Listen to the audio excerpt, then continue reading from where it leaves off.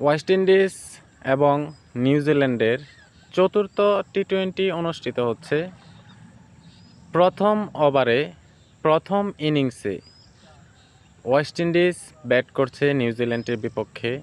শেষ খবর পাওয়া পর্যন্ত ওয়েস্ট ইন্ডিজ 6 ওভারে 1 উইকেট হারিয়ে 38 রান করতে সক্ষম হয়।